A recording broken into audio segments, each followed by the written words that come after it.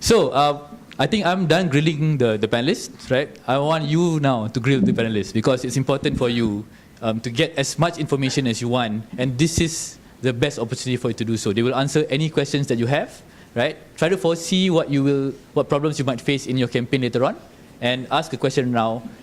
Is there something that you can use to make sure that you are successful in your campaign? So I'm going to open the floor to questions. All right. Good evening. I'm Shima from IIUM. I just want to ask that to the doctor, I can't remember his name, from the Ministry of Transport. So since you are coming from the Ministry of Transport, I just want to know, is there any government, is our government have any plans to provide like free service of vehicle inspection to the people? Because what I observe as a user now, one of the main problem that we don't inspect our car is because of cost, money cost. So that's it. Thank you. Okay, maybe Dr. You mean free service?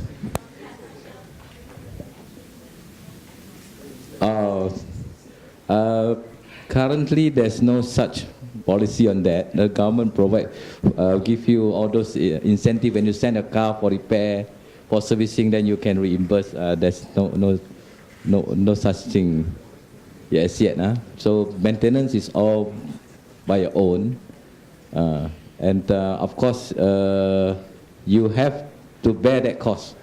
So, like I said just now, relates back to the attitude of why people do not want to perform this maintenance of cars.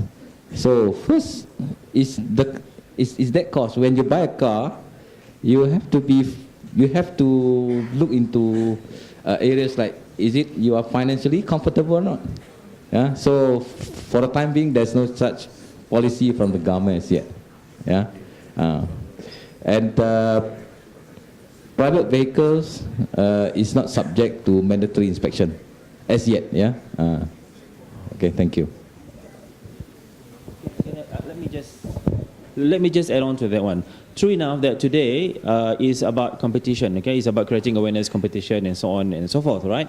You know, but the policy itself, the NAP 2013 is a very robust policy and it's very flexible. What I meant by this is actually, you can propose to government your thoughts, your thinking, your recommendation. If you think that it is necessary for the first step, for instance, for government to provide services, provide your recommendation, but you must give a good rationale. You cannot just ask free here, free that, but why? Free for free, free not free. Tak boleh macam tu tau. Give a good rationale that maybe we can use that one as part of our justification, to government to provide maybe on the first phase of vehicle inspection free, while we build the momentum, for people to then inspect their cars, and also giving time for prices of cars to reduce, because prices of cars, let me be frank with you. These issues about prices of cars, we talk about for many, actually part of the NAP is about, there is a roadmap in the NAP about reducing car prices. And we need to reduce car prices gradually because we are implementing all this policy. I mean, you want people to pay to do a vehicle inspection, which is important for the safety of the life of Malaysian and the car and Malaysians, okay? But at the same time, then they will pay, but then kena kurang harga kereta lah kan, supaya they can afford to pay. So it is all in the big thing, prices of cars, but then we cannot reduce prices of cars terlalu orang kata immediately, because the impact to your second-hand cars, the impact to the second-hand traders, and the impact to the banks and so on, right? So there are many impact. Just to give you one information, Malaysia ni kan, we bought so many cars, Malaysia. Memang Malaysia ni kaya, aku beli kereta semua. Student pun beli kereta.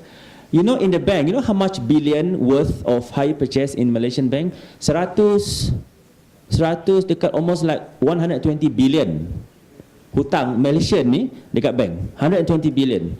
If there is a drop of the car value by 20%, what will happen to this 120 billion on paper ni? It will drop by 20% value, isn't it? Berapa billion tu? That is 10, 12, that is 24 billion. A country can be handicapped economically when there's a 24 billion lost, you know, in the financial institution. That happened, that what happened in 1997. That's why it has got to be gradual. That's why this campaign about vehicle inspection, it cannot be mandatory immediately. You know, we have to do voluntary, but we need to have a good pace so that people can start to appreciate and do this vehicle inspection, while no, on the other aspect of the policy, we are trying to, you know, get prices to come down slowly, you know, second-hand pun to come down slowly. You know, we are getting the spare parts to be properly certified. We are getting the technicians to be properly certified so that they can service your car properly. You know, we are getting our good friend here, PUSPAKOM, to reduce the price of car, to reduce the vehicle inspection. I said, you know, rule of thumb is, kita punya one tank is now about 60, 70, 80 ringgit lah kan. Maybe they can provide half ke, you know. I don't know what I say. Just. So you can give your recommendation. So I really want this. This is a good thing. You do awareness campaign, one thing, but if you do have recommendation on how to implement the aspect of this and got nothing to do with awareness, please forward your recommendation to MI. I will bring it to the government. All right. All right. Any more questions? Next, yes. Can we have the mic sent to the handsome man down here?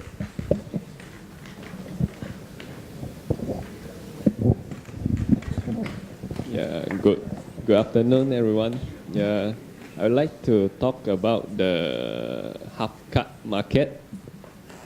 And if those half-cut parts came from other countries that which their vehicles are not past their test, so they chop down the car and then send their parts to Malaysia, then distribute to the distributor and sell to us. So those cars are not qualified for the test, but then their parts are sent to us and to use it. So is that we are using a good part in our vehicle? Yeah, that's all. You can add on after this maybe. Yeah. The half cut. Now there are two components. One, parts that are non-safety, and the other one is components that are of safety in nature. I give you an example. You have again a 15-year-old car, and you want to change your dashboard. Dashboard is not safety, especially if that dashboard before got no airbag. No, if your dashboard has got airbag, of course you cannot just simply change your airbag. You know, it's safety, okay? But say for example your dashboard has got no airbag, all right? So you want to change your dashboard because it has cracked. Dashboard is not a safety item. Now, do you want to buy a new dashboard? It's ridiculous, isn't it? Your car is a 15-year-old car. So we think it is fair that for Malaysian to be given a choice to buy a new dashboard if you want, or to buy a second-hand dashboard if you want, because it is non-safety. However, say for example you want to buy a new master pump, which is a safety component. That one we are saying no choice.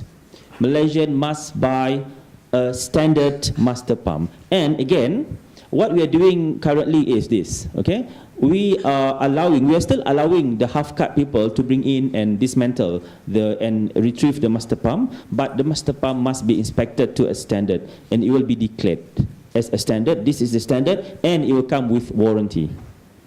So at least consumer, you know that this is a second-hand master pump certified to this JRS standard or British standard or Malaysian standard, okay? And the warranty is 1 year. The price is 240.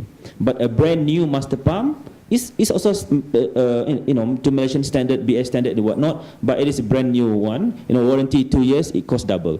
You make the choice, but at least you have a choice of a good master pump, which is a safety component. That is what the policy is deriving now. Okay. Now, do you agree with me or not? Dashboard, I mean something which is non-safety. Isn't it? Tak perlu kan? Semuanya nak baru, semuanya. I mean, we cannot force people to buy new just because kita nak bagi orang yang buat kereta tu, you know, spin off more business. It's not fair, isn't it? Isn't it? We must give choices lah, in our opinion, to Malaysians, right?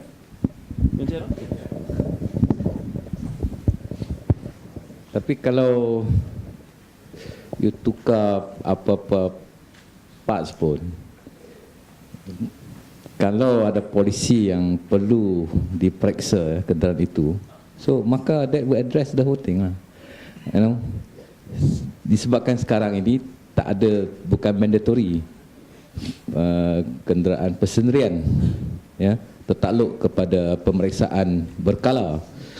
So yang half cut tu kira dia terlepas lah, you know. Betul tak? So the awareness is that you have to push for this private car inspection, periodic inspection. Then you have to create awareness on that. The importance of all this, the inspection is to at least ensure that roadworthy vehicles are on the road. And then kalau dia tukar half cut punya parts pun, kalau dia still can be used, serviceable, can perform as and comply to the inspection standard, then it's okay. Thank you. Right. Okay.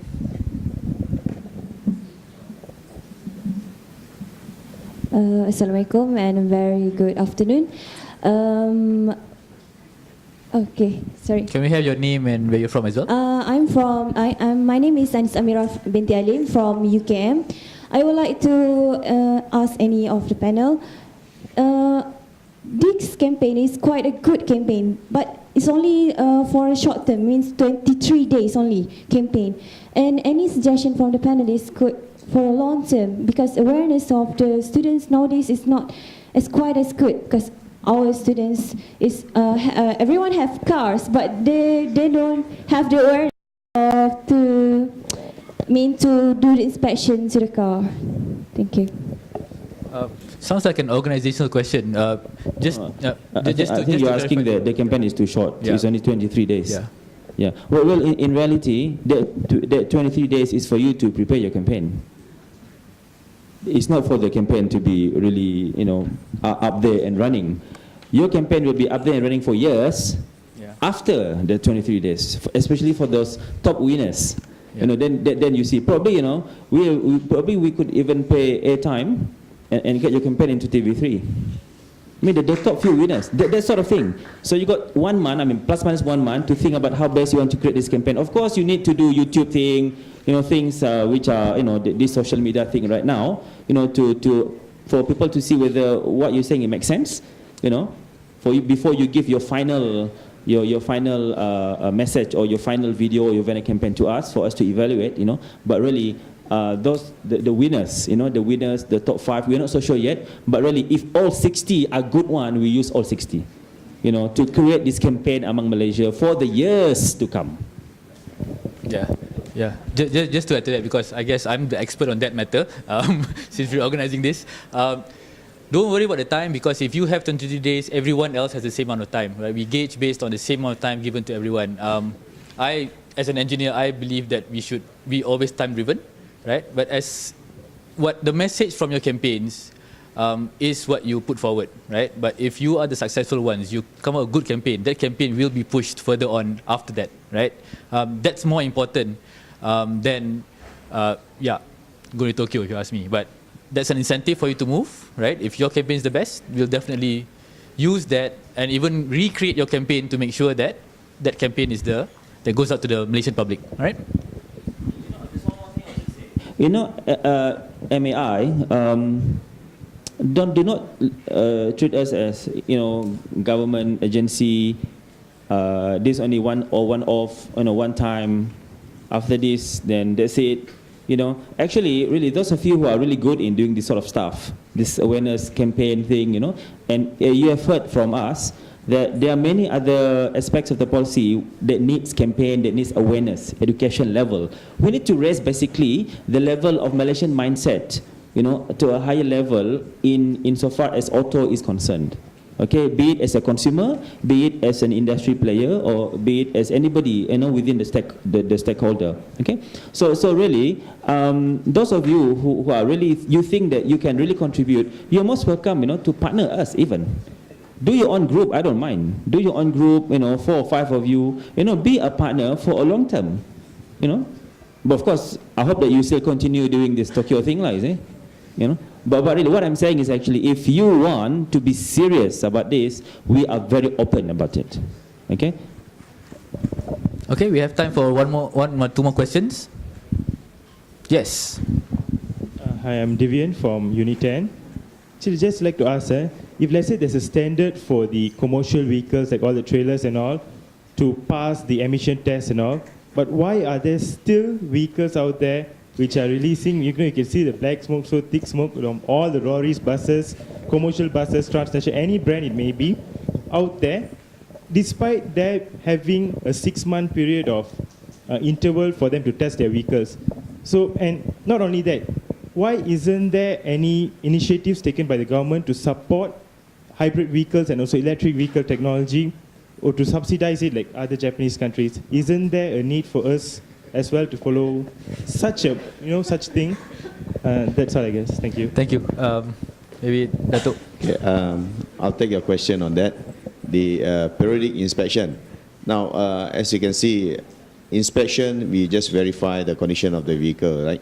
But the maintenance are very important. So the maintenance is, the onus is still at the vehicle owner and also the drivers, you see. 6 months period, 6 month period inspection, you cannot, one inspection, you cannot guarantee the vehicle is safe on the road. You see? Especially now with our highways from Perlis to Johor Bahru, it be around 800 kilometers, 800 kilometers. So a commercial vehicle bus, one day if they do 2 trips, through and flow, that would be 1,006.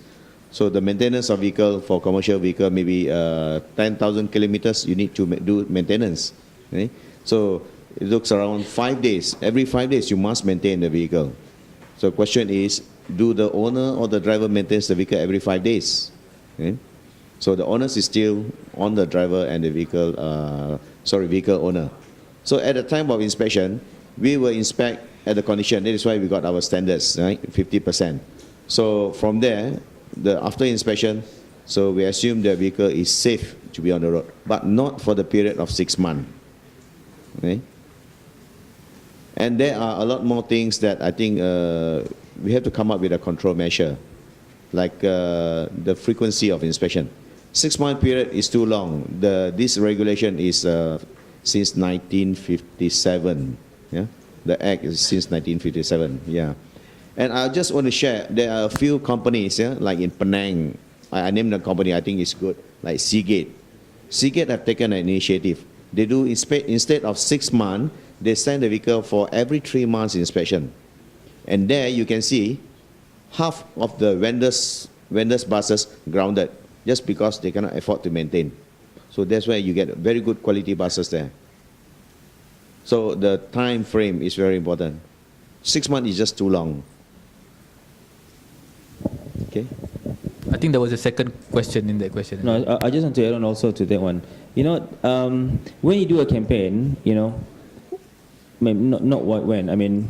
why do we need to do a campaign? Because of certain mind block among Malaysians. And this is one of the reasons, you have posed a really good question. This is one of the obstacles to why Malaysian think, you want me to do inspection? Just last week, the whole bus went down the Cameron, is it? The Genting, the whole bus. Yeah, the whole bus, and that bus is supposed to be inspected. What happened then? So these are the thing that actually block, I would say Malaysian to move higher or forward, in terms of safety. So my advice here is, PUSPAKOM is the implementing company, agency that performs the inspection. It is not them who define 6 months or 3 months. They are the doers. If I'm not mistaken, the one who define would be MOT. All right.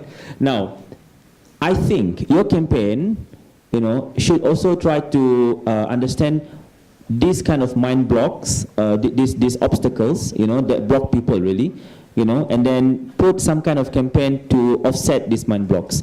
And I think maybe you should even go to PUSPAKOM even go to MOT, to discuss with the officers to understand their point views. Today, I don't think there's enough time for you to really understand. For you to do a good campaign, I think you really need to do not only desktop research, but you need to collect primary data across these important government ministries, government organizations, for you to put forth a good campaign. Because this is really a campaign, like I said, if it's because of your campaign, inspection would then need to be done 3 months, it's a good thing, number one. Now, number two, we're talking about hybrid and EVs. Actually, there are incentives for hybrids and EVs. Excise duties, people say Malaysia excise duties is the highest in the whole world. I think second, some reports saying second in the whole world. But firstly, for hybrids and EVs, excise duty in Malaysia is the lowest in the whole world. You know why? Because we are zero. Really? Our excise duties for hybrid and EV is zero, right from the year 2009. That's why among ASEAN countries, Malaysia is the top-selling hybrid country. And that's the reason why Honda is making Malaysia as a hybrid hub for ASEAN Oceania region. So Honda is basically producing the hybrids in Malaysia for export into ASEAN and Oceania region, meaning New Zealand, Australia, and so on. Yeah. So, and our new policy will also emphasize a lot on hybrid EVs and juga energy efficient vehicles, meaning vehicles, even though they are using gasoline, petrol, or diesel, but they are fuel efficient and they emit less carbon, So we are moving towards this, fuel efficient. We call it energy efficient vehicle. Probably you have heard in Thailand they call it eco car, But we are actually specifying or policing the entire segment, not just a particular 1.3 or 1.4 kind of cc, but really the entire fleet of the vehicle. So there are incentives for EVs and hybrid currently. Yeah.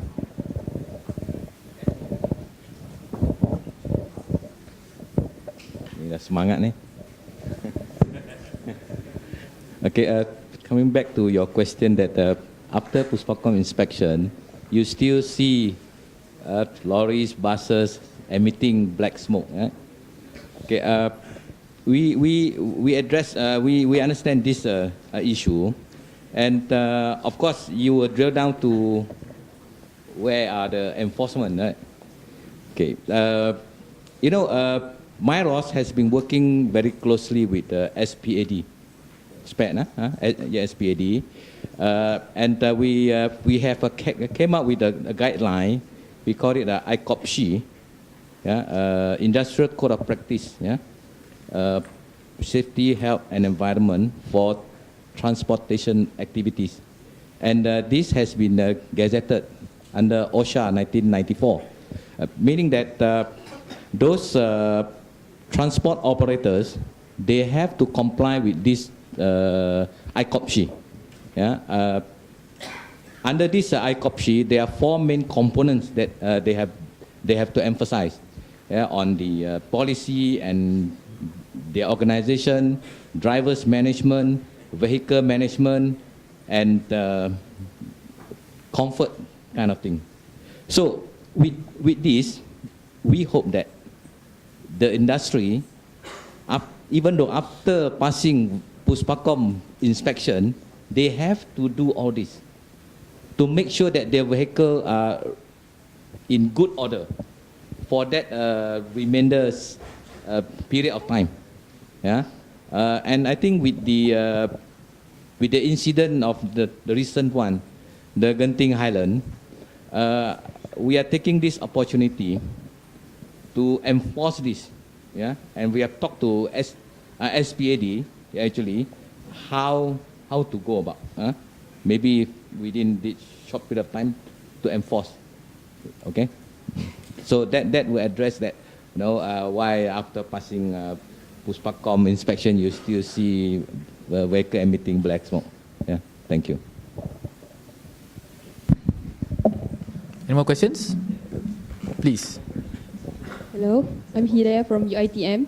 Okay, I would like to ask about, I heard that Malaysian would like to implement that after 10 years, there will, the cars that you have been used for 10 years will be a scrap. So if Japan also, they implement the same thing, but after 10 years, the car that already been scrapped, inside the car parts that can be used, they use it as a recycled parts. So do you think in Malaysia you can implement the same thing, and you should implement the same thing for the parts inside the scrap as a recycled parts.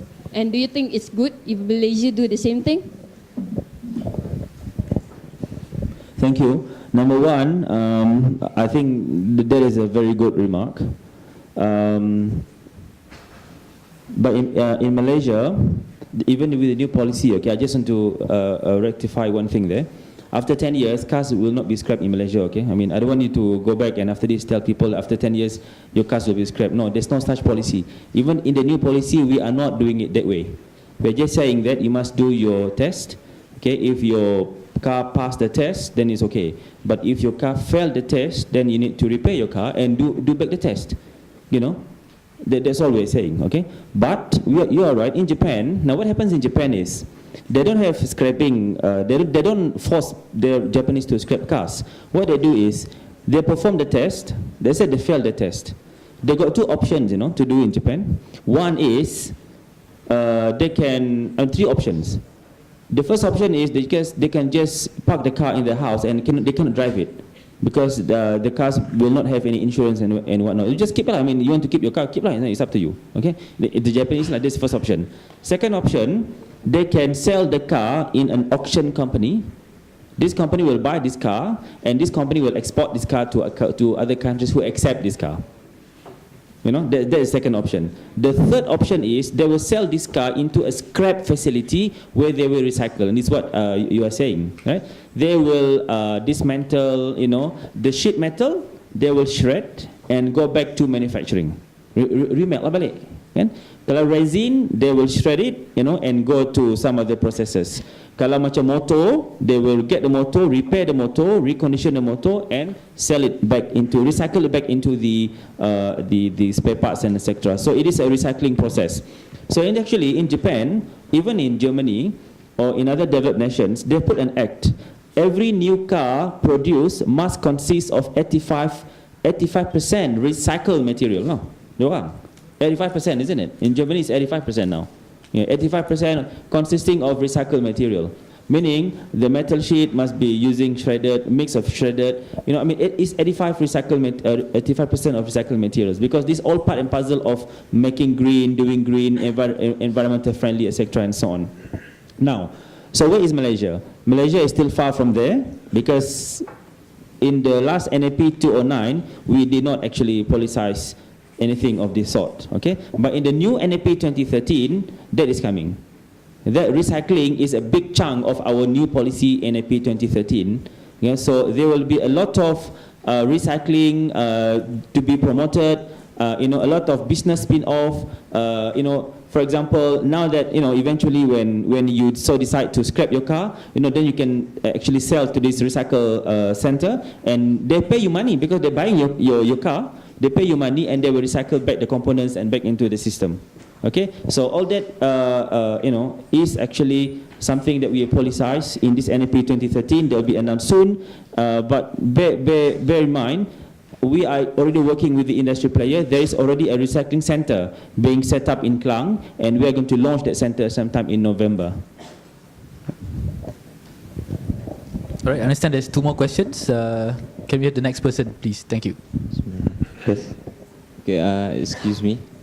Okay, I think this question is quite simple, but one of my friends asked me, how about the car did not move? We are concerned about moving cars. So how about car we park or we put under the garage for a year for something? What the main inspection after we park? Thank you. The car's not used for a long time.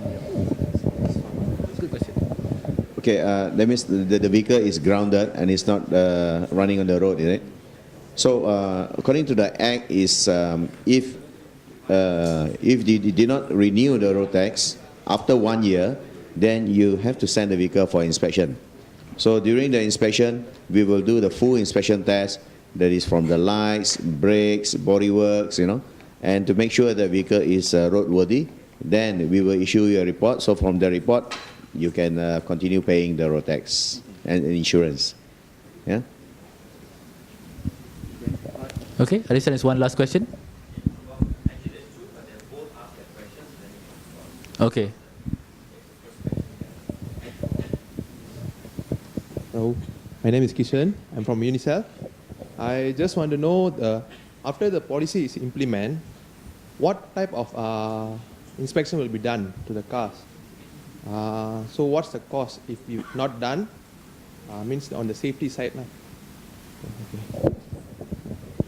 There's the same question related. Right. Okay. Good evening, my name is Yin Hui from UPM. I would like to ask Dato that is there any simple inspection that for us as a private car owner we can do at home? Maybe simple one, then maybe we can do it monthly or a few months once so that we can ensure the car quality. Simple inspection. Oh, okay. That means, mean to say you carry out the inspection at your own. The question Yeah. is there anything simple that they can do without needing to go through? Yes, yes. There's a primary and secondary, you see. So, as usual, for vehicle maintenance, before you drive the vehicle, right, you have to check the few components. And after 1 week, then there are certain areas that you have to check again, like the water, the tires, pressure, yeah. And also after every month, you have to do your own inspection. So to get more detail to make sure that the vehicle is road safety, roadworthy, then you need the equipment tests like brake tests, suspension tests, and smoke emission tests. So for these 3 tests, you need equipment to do the test. Other than that, you can do your own visual inspection. I also would like to add something because there's also something in what is in Europe. It's common that the people are for at least once a month make a visible check on their car, check if the lights are working, is the right tire pressure. Yeah, is there anything else you can see visible in a car that could cause an accident or whatever? So this is something we usually do regularly, at least monthly or probably some are doing that on a weekly basis. But it's all visible because we do not have equipment at home, but the visible check can be done by everybody.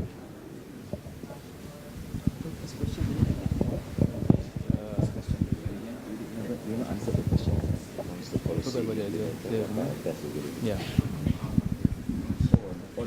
There's no discussion.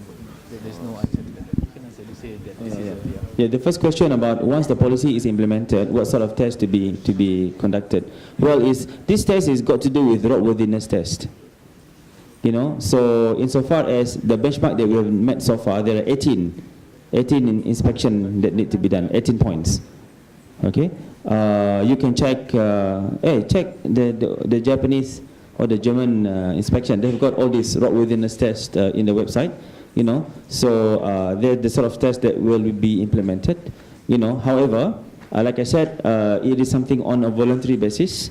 You know, and we are hoping that the campaign will accelerate the appreciation, the awareness of Malaysians to send their cars for inspection.